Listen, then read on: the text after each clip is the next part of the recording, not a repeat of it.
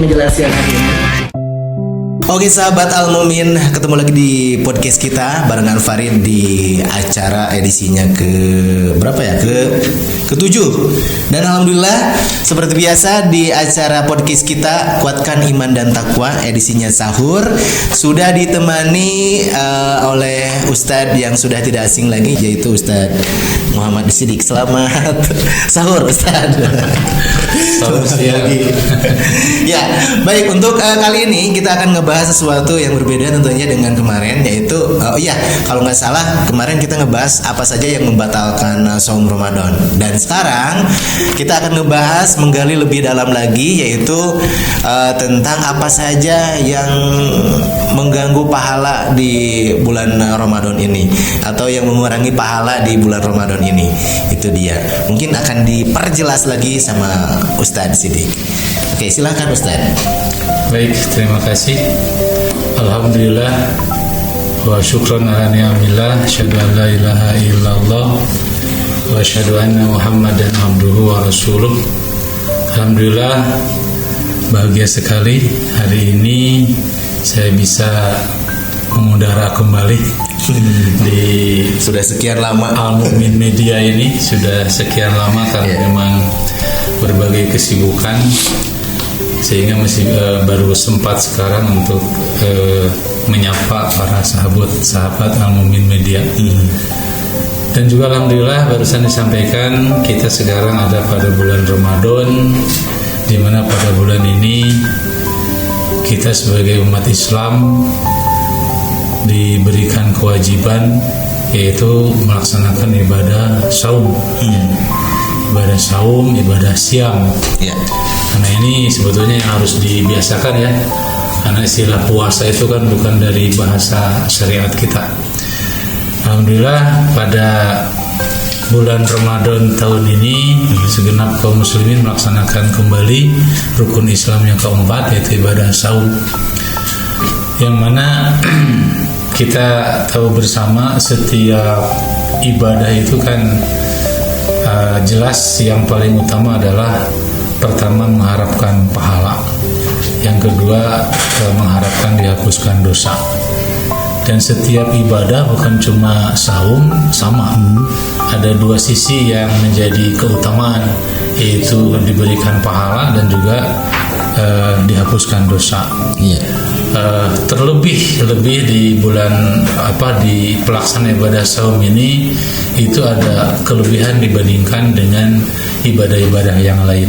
Kenapa? Karena ketika pahala itu dilipat gandakan dengan lipat gandaan dari Allah yang tiada terhingga, berbeda dengan ibadah-ibadah yang lain.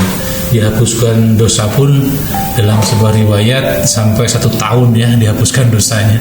Ini kan sangat luar biasa, sehingga menjadikan kesempatan bagi kita sebagai umat Islam untuk bisa memanfaatkan dan memaksimalkan fadilah yang Allah berikan ini. Kaitannya dengan tadi yang disampaikan, yaitu tentang pahala ya, dan juga yang bisa merusak pahala daripada saum ini perlu dipahami terlebih dahulu, yang bahwa yang namanya ibadah itu bukan hanya kita menggugurkan kewajiban, tapi paling utama kan yang dikejar adalah pahala. Kan disinilah yang kadang-kadang banyak kaum muslimin yang belum paham, atau katakanlah orang yang masih awam mungkin dalam hal ilmu, keimanan, ketakwaannya. Jadi ketika melaksanakan ibadah itu kadang-kadang menafikan kualitas ibadahnya yang bisa mengantarkan kepada pahala itu. Seperti misalkan ibadah saum, Rasulullah kan mengingatkan dalam beberapa hadis, diantaranya bahwa Rasul menyampaikan rubba min shaimin laisa lahu min siyamihi ilal ju' wal atos. Banyak orang yang melaksanakan saum tapi hanya merasakan lapar dan haus, lapar dan dahaga. Ini kan sangat disayangkan. Pahalanya dikemanakan gitu. Artinya ini yang harus dijadikan target, tujuan, maksimalkan ibadah saum dengan sebaik-baiknya supaya bisa mendapatkan pahala yang setimpal atau yang diharapkan oleh kita. Dan yang kedua, yang perlu dipahami juga bahwa setiap ibadah yang kita lakukan itu memang terdapat hal-hal yang bisa merusak daripada pahalanya. Jadi ada ibadah-ibadah yang memang secara rukun dan syarat sah terpenuhi, tetapi banyak juga yang tidak memahami ibadahnya sah tapi tidak mendapatkan pahala. Seperti sholat misalkan ya, Allah Subhanahu wa taala menyampaikan dalam surat Al-Maun bahwa wailul lil musholin. Kan ketika dia sholat secara rukun dan syarat terpenuhi, ya, rukunnya dilaksanakan, syarat sahnya juga terpenuhi. Tapi ketika dia beres sholat, dia tidak mendapatkan apa-apa. Apalagi di ayat tersebut disebutnya celaka. Ini kan itu kalau itu yang ekstrim. Kalau misalkan yang biasa-biasa, ya katakanlah orang melaksanakan sholat, dilaksanakan, tapi dalam sholatnya banyak hal-hal yang merusak sholat, sehingga dia tidak mendapatkan pahala dari sholat tersebut. Saum pun sama. Rasulullah menyampaikan, laisa siyamu minal akli wasyurbi. Bukanlah yang namanya saum itu hanya menahan makan dan minum saja. Innamas siyamu minal lahwi warrafas.